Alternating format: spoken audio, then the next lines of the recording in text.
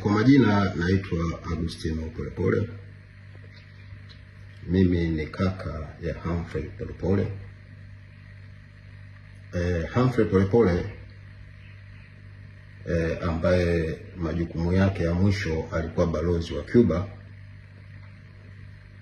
ametekwa usiku huu wa kuamkia leo na ndugu mmoja anatambulika kwa jina la Mafwele.